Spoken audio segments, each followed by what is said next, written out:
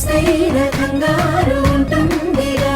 మీకైతే సహజం తీయని బరువై సిరిసించే బిడియం, పనులెన్నో పెట్టి మాటలలో వంచిందే ఈ సమయం. వాళ్ళమైనా చేస్తాం, సంతోషంగా మోస్తాం, ఘన విజయం పొందాకే తీరిగ్గా కనిపిస్తాం.